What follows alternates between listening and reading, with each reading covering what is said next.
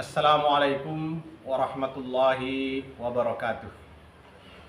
Jumpa lagi dengan saya Syamsul Hilal Ramsah dalam kajian kebudayaan.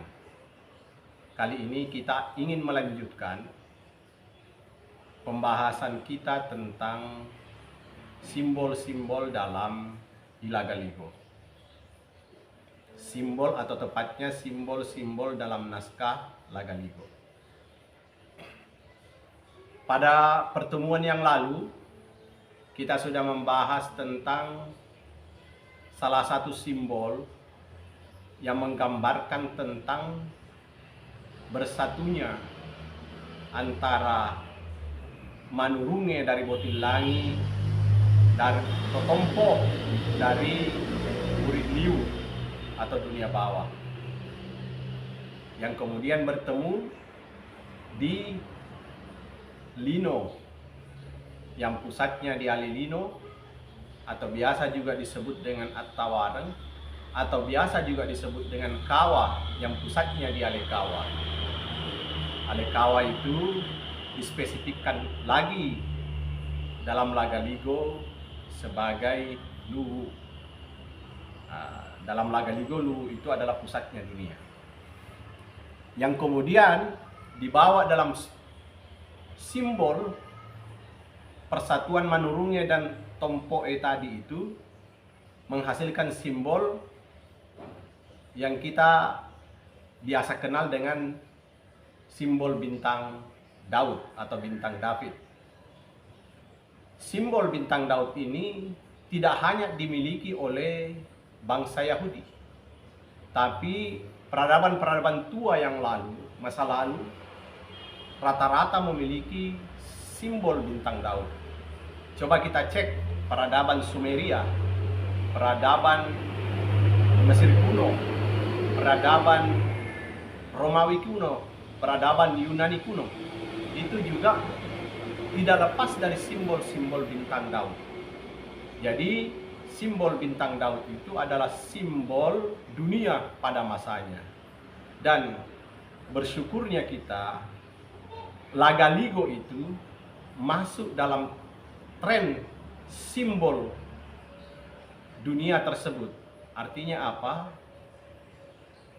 Leluhur kita masa lalu memiliki interaksi dengan dunia luar, sehingga memiliki perhubungan, termasuk di dalamnya adalah perhubungan simbol.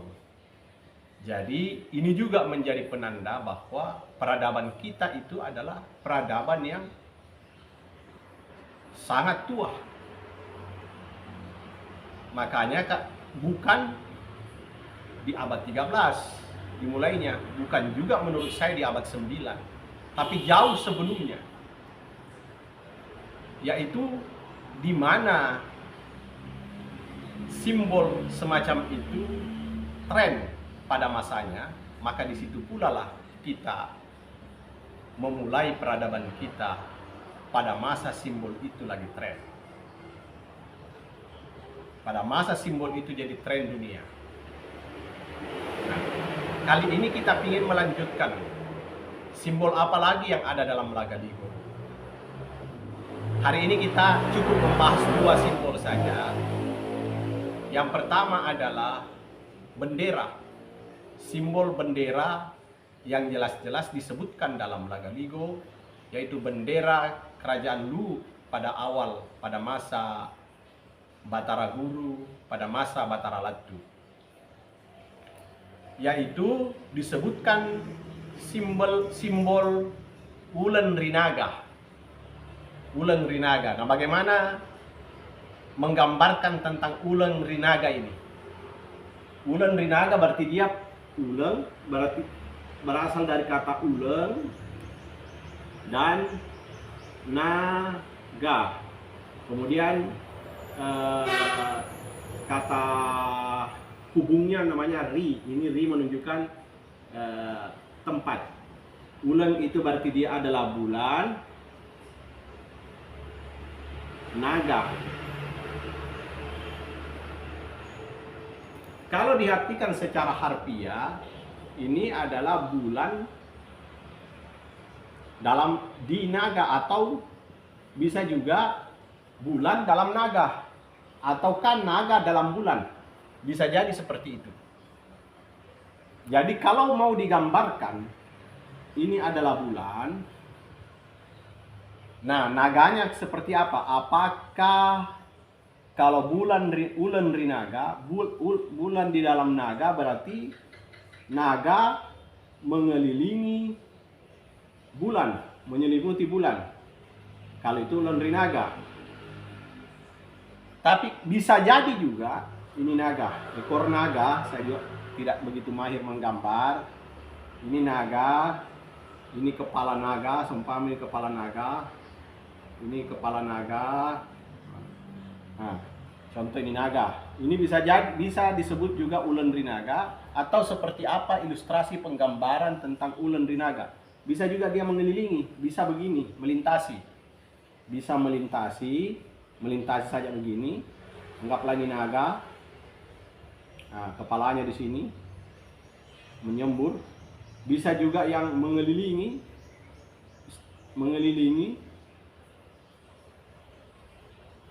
Nah, anggaplah mengelilingi, di sini kepala naga.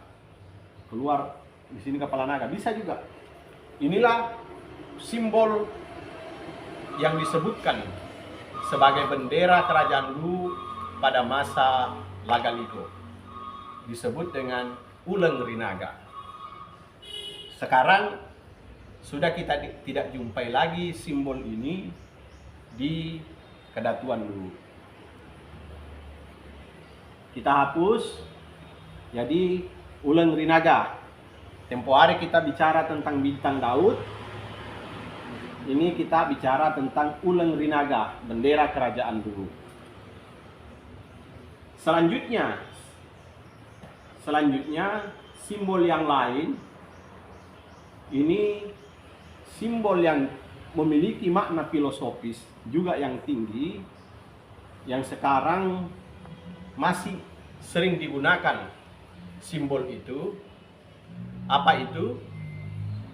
Ini juga terkait dengan filosofi atau mitologi kebudayaan kita, kebudayaan Bugis Makassar itu, yaitu terutama di Luwu itu mengenal 3 dunia, yaitu Botilangi,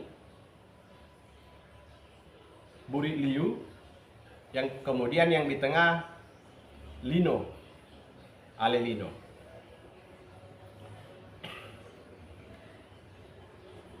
Nah, ketika Sinaung Toja bersama dengan Guru Riselle atau Guru Riselle menuju Botilangi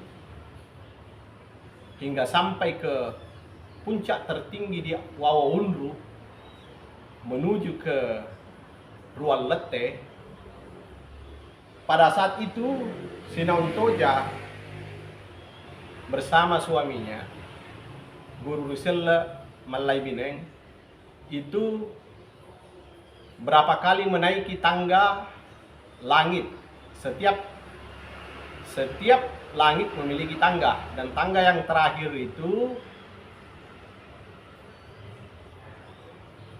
memiliki, ini tangga yang paling terakhir ini menyeramkan. Tangga yang terakhir itu disebutkan bahwa anak tangganya itu terbuat dari alameng yang menghunus ke atas.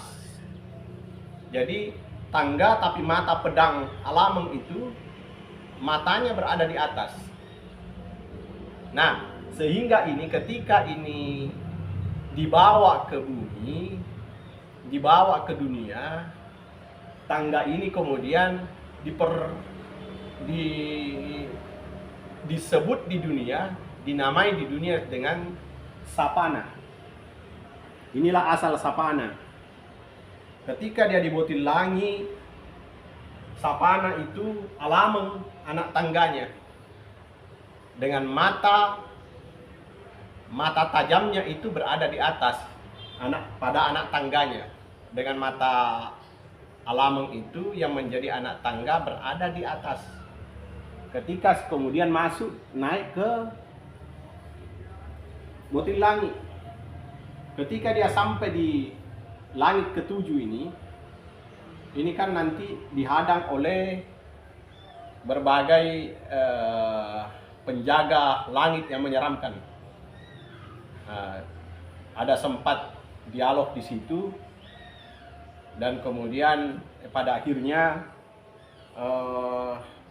mereka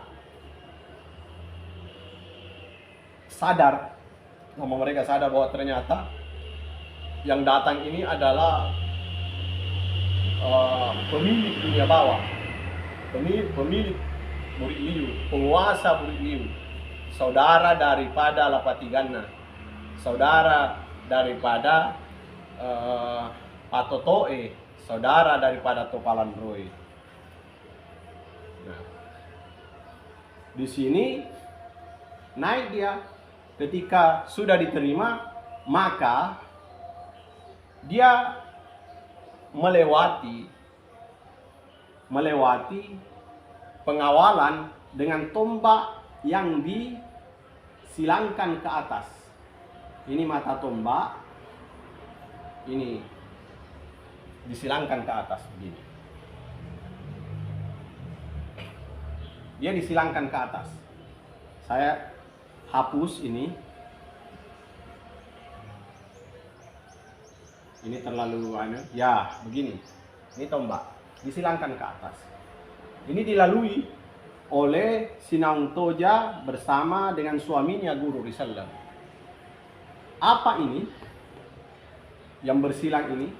Tombak yang bersilang ini, tombak yang bersilang ini yang kemudian ketika di bumi disebut dengan Menrawe. Inilah yang kemudian disebut dengan Menrawe.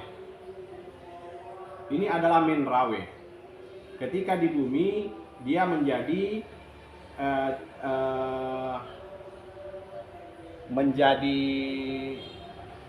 instrumen, menjadi alat, menjadi salah satu instrumen penjemputan terhadap tamu agung yang masuk. Ini Menrawe. Kalau di bawah, ini namanya Menrawe.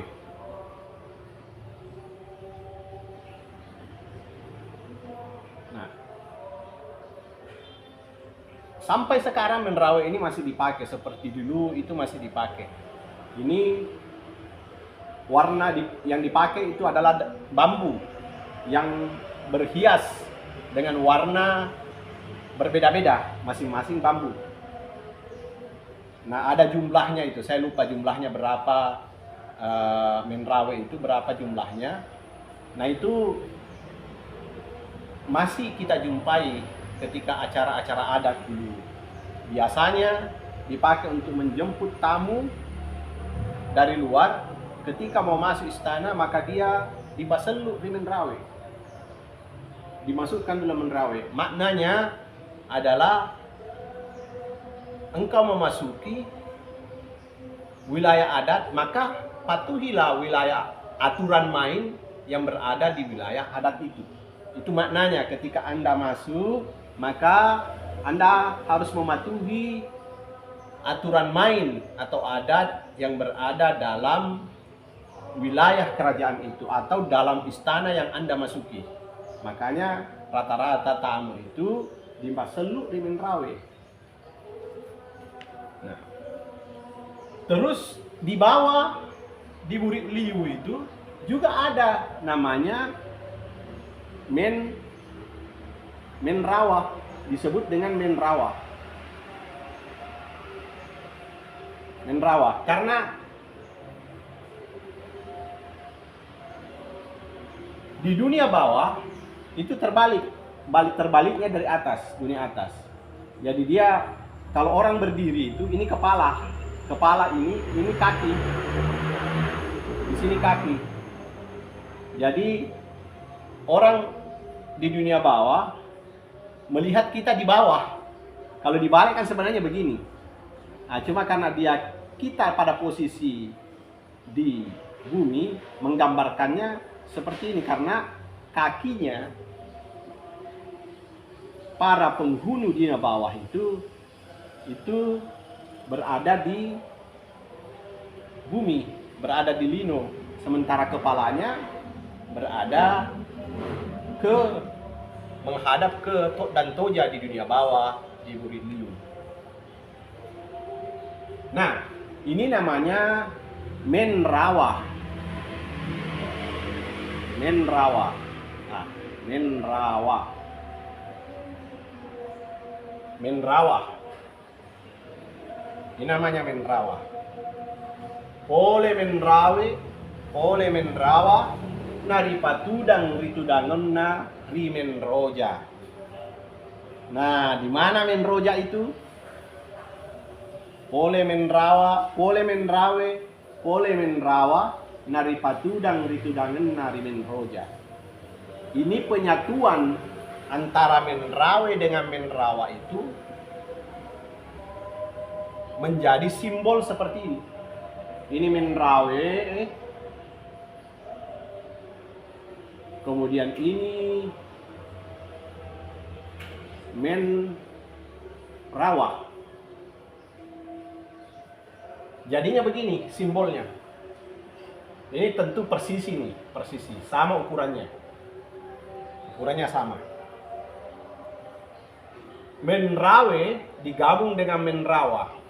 Pole Menrawa, ini manurung, ini Pole Menrawa. Sementara Totompo ini Pole Menrawe. Naripatudang ritudangan nari Menroja. Menroja inilah, ini juga yang kemudian di tanah Menroja ini adalah di atas lapis tanah atau yang kita sebut dengan lino. Di bumi inilah dia Menroja. Tanahnya bumi itulah yang disebut dengan Menroja. Menrawa, Menrawe, Menrawa, Menroja.